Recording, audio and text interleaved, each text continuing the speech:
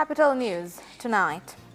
Residents of Chato in Geita region pay last respects to former President, the late Dr. John Magufuli.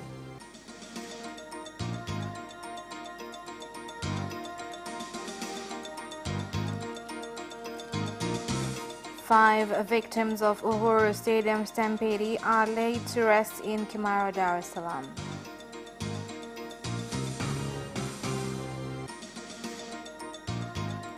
And in sports, fans of Simba Sports Club in Lindi region pay tribute to former President, the late Dr. John Magufuli.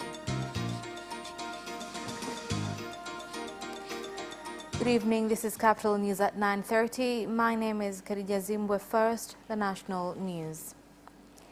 The second Vice President of the Revolutionary Government of Zanzibar, Hamed Suleiman Abdullah, has led thousands of residents of Chato District, Geita region and neighboring regions to pay last respects to former President, the late Dr. John Magufuli at Magufuli Sports Ground.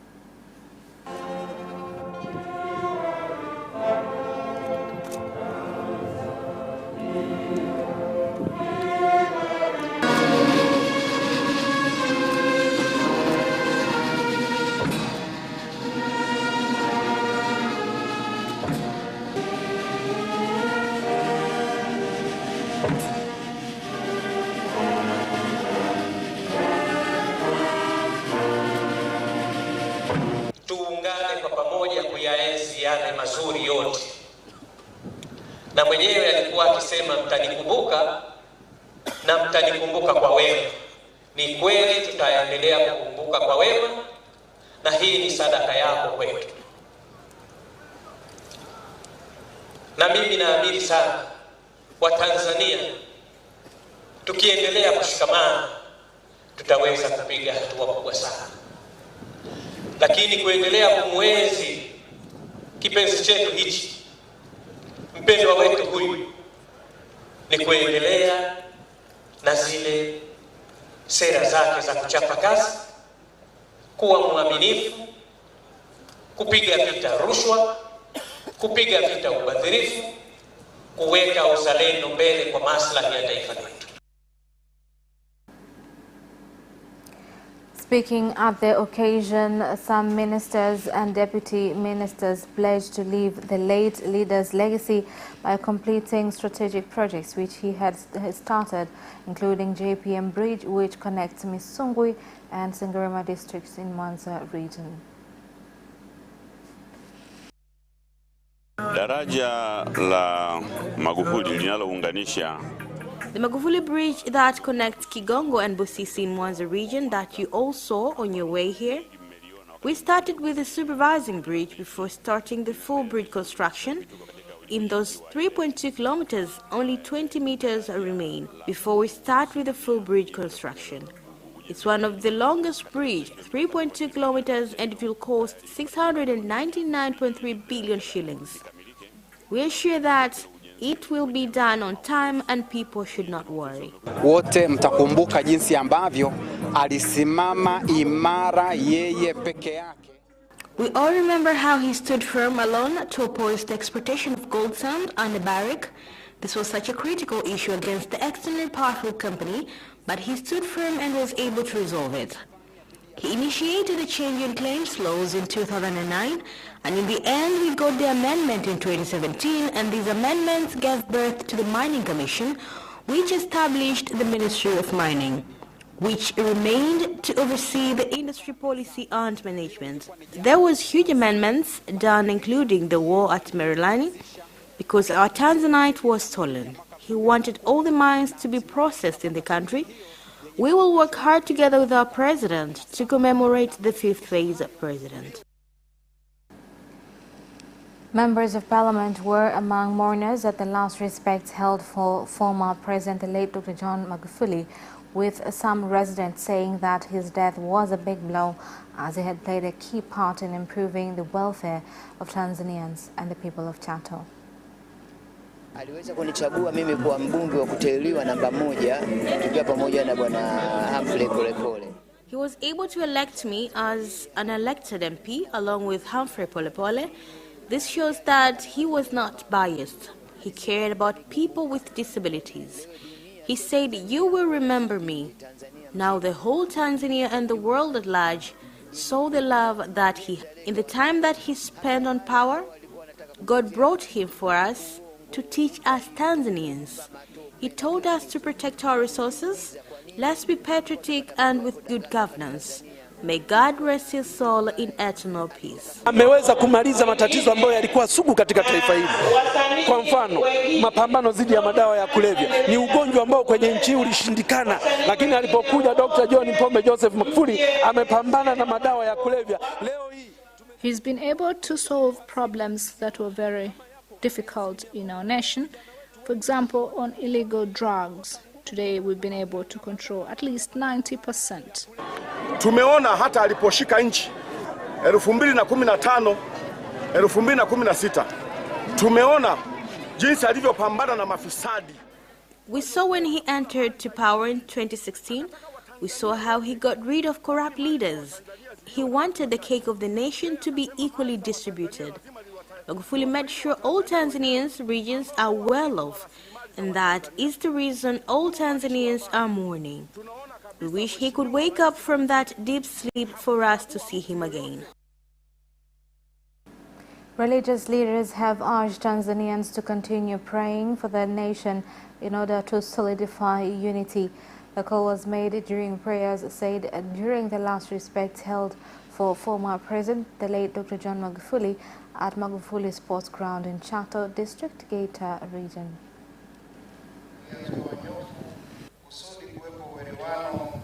Na haki ya kudumu na zaidi ya kuwa na amani, tuwe daima na ustawi na uhuru wa kweli katika kipindi kama hiki. Naomba kwa ajili ya taifa letu, viongozi wetu wa taifa hili, wale ambao Bwana umewaweka kuongoza, wafariji, tie moyo, saidie, simama pamoja na wao katika kipindi hiki. Sote kwa pamoja tushikamane kama Watanzania ili tuendeleze mazuri ambayo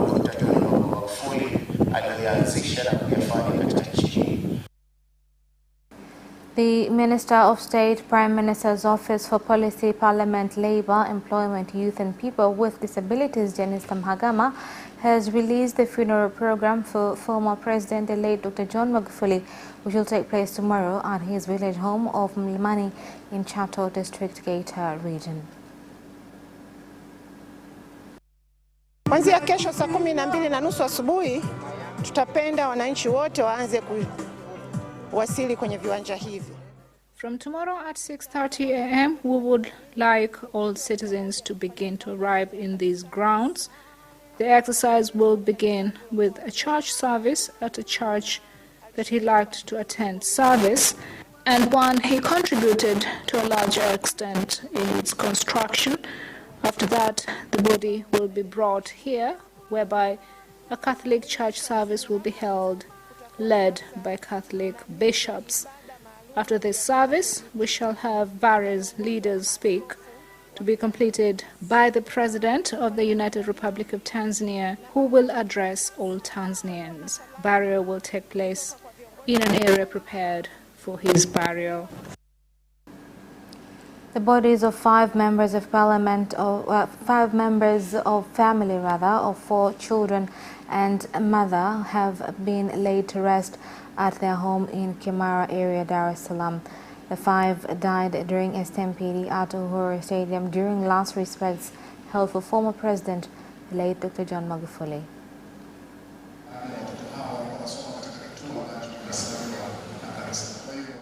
My condolences to you during this time of mourning.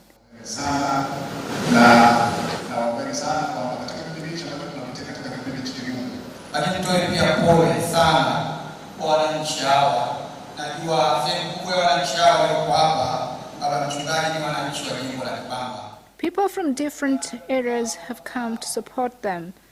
Our condolences to her husband. It is sad that they had gone to bid farewell, but tragedy struck.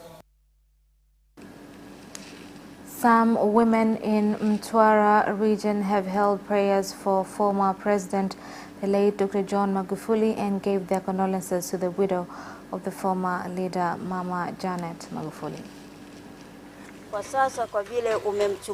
Because you took him, dear God, accept him with your two hands. If he was lacking, we ask you, God, to rest his soul in peace. Fellow widows and Mama Janet, we are mourning, even though it's a very forgotten group. We have faith with Mama Samia Suluhu. We are together mourning with Mama Janet. Wakina mama sisi tutampa ushirikiano mkubwa sana. As women, we will give her our support. We believe she cannot work alone. And we believe a woman's friend is a fellow woman. As the women of Mtwara have welcomed Mama Samia, and we will work with her all together. And envoys from various countries have continued to give their condolences and sign the condolence book for former President, the late Dr. John Magufuli, at Julius Nyerere International Convention Center in Dar es Salaam. Among them were the U.S. Ambassador Donald Wright, Canadian High Commissioner Pamela O'Donnell, and the Indonesian Ambassador Ratlan Pardidi. And that is the end of national news. International news follows next.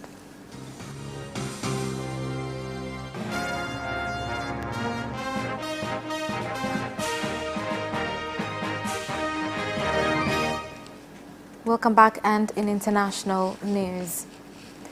Today is the third and last day of mourning for former President of Tanzania, the late Dr. John Magufuli, set aside by the government of Democratic Republic of Congo, where citizens marched through the streets of Goma, carrying the picture of the former leader and called on leaders in the country to emulate him. The death of the President of Tanzania, Dr. John Pombe Magufuli, has shocked many because he was a president that was loved dearly by Tanzanians and even neighboring countries. If all presidents in Africa could imitate his leadership, Africa could be in a better place. We have carried a coffin as a gesture of showing that we are mourning together with our brothers and sisters in Tanzania from the death of a Pan-Africanist, Dr. John Pombe Magufuli. As youth of Congo, we want a president like him. We are crying for the president of the minorities and patriotic. Government and opposition leaders in Uganda have continued to visit Tanzania's embassy in the country to give their condolences following the death of former President, the late Dr. John Magufuli. The leaders said Dr. Magufuli was a strong leader whose economic achievements are historical.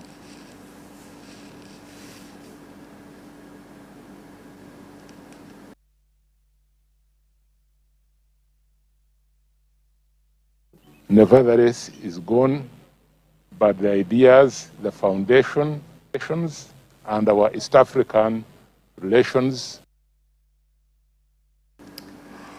At least 3 civilians have been killed and 5 wounded after a barrage of mortars targeted the headquarters of the UN and African Union Peacekeeping Mission Forces, AMISOM, located in the Somali capital, Mogadishu. Several mortar shells landed in a residential area near Adan Ade International Airport in the capital in an attack claimed by Al-Qaeda-linked armed group of Al-Shabaab. The attack targeted the UN compound known as Camp Halani, which houses several Western diplomatic missions, including those of the UK and the US. And that is the end of international news. Business news follows shortly after the break. We'll be right back.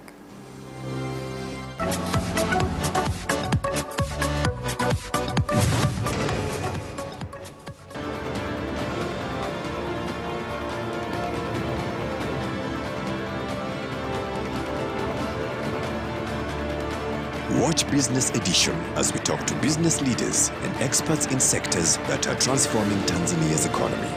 We believe that the driver is the customer. To change the mindset of traditional HR to the digitalization. Make sure that everybody can get some access to financial services. And once we understand the vision of our leaders, we then need to be behind them and help them in achieving that vision. Business have involved mercantile operations, trade guilds, or shared agricultural production. infrastructure, construction, financial sectors, tourism, and mining. Business Edition on Friday at 8:15 p.m.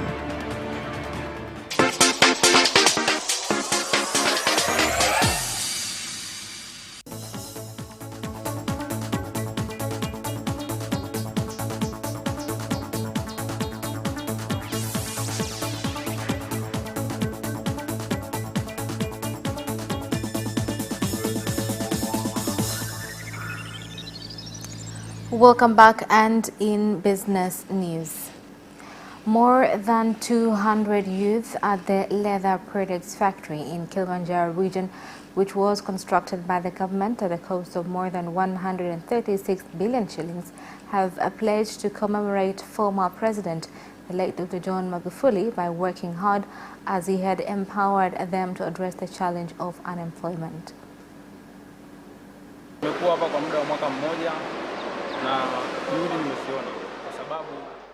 Because of the late president's initiatives of industrial economy has made some of us get employment, we are grateful for his efforts. With him, a lot of youth are employed at this factory.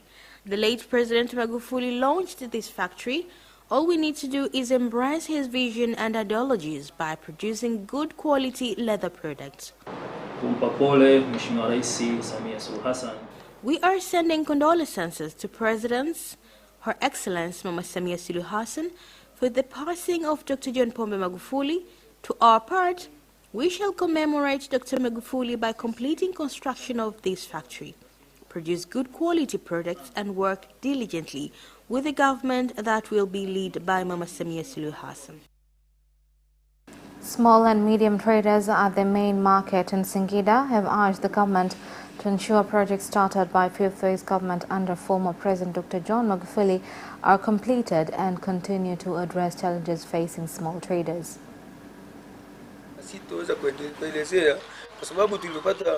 I am deeply touched by his passing.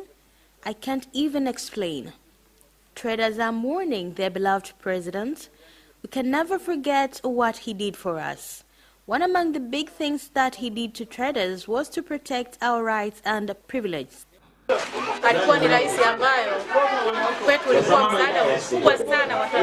He was a helpful president. He has left us in sorrow. All we can do now is pray for him to rest in peace, because he was a good leader to all Tanzanians and to the entrepreneurs. He intervened in reducing the burden of taxes to us. And residents of Manyara have said they will remember former President, the late Dr. John Magufuli, for reviving cooperative societies and for ensuring farmers benefited from the associations. Magufuli anajua wazi kwamba ushirika. Magufuli knew that cooperative is the voice and strength of Tanzania's farmers. That is why he decided to empower cooperatives under the leadership of Dr. John Pombe Magufuli. Union parties that lost their asset did recover their assets. Amefanya kazi kwenye ushirika takribani miaka zaidi ya 5. He worked with cooperatives for almost 5 years. That is why his philosophy of supporting the poor so that they could be empowered economically through cooperative unions. And that is the end of business news. Sports news follows next. Away first time, good start from Bolt. Bolt leading a moment and going away. Gay trying to go with him, and he's being dragged through to second place, but he's going to win it by 2 meters. Away first time, good start from Bolt. Bolt leading a moment and going away. Gay trying to go with him, and he's being dragged through to second place, but he's going to win it by 2 meters.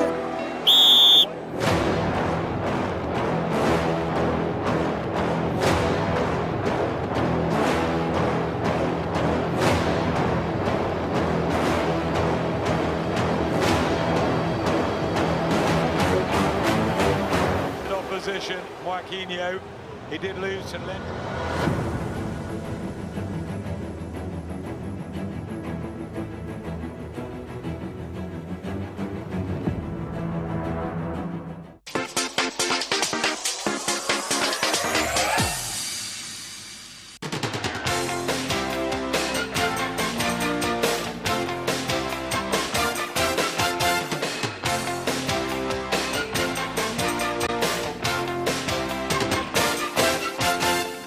Welcome back, and in sports news.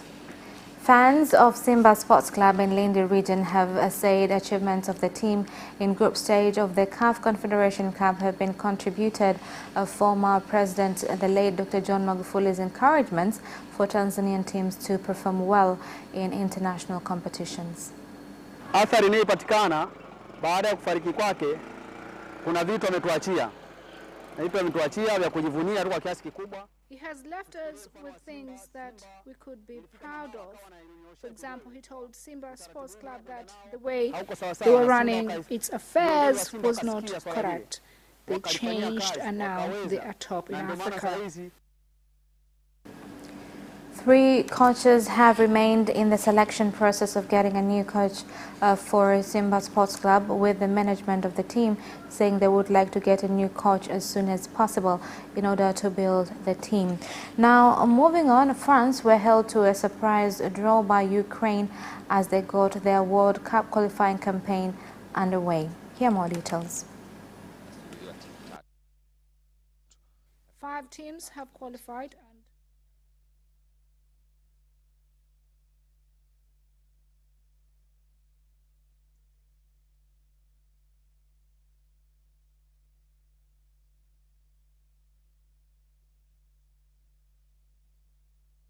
Leveled when Sahi Saidochok's deflected shot wrong-footed France goalkeeper Hugo Lloris. A year later than planned, and despite an ongoing global pandemic, the torch relay for the delayed Tokyo Olympics finally got underway in Japan on Thursday. Here are more details. One-day relay signals the start of the build-up to this summer's games, which were postponed from 2020 by coronavirus. The torch was lit during a ceremony in Fukushima and will be carried by 10,000 runners across Japan before the lighting of the Olympic cauldron at the Games opening ceremony on 23rd July. Thousands of people have lined the streets for the event in previous years, but because of virus restrictions, spectators were banned from this year's launch ceremony. And that sports item ends our news bulletin for tonight. My name is Kariya Zimbwe. Thank you for watching, and good night.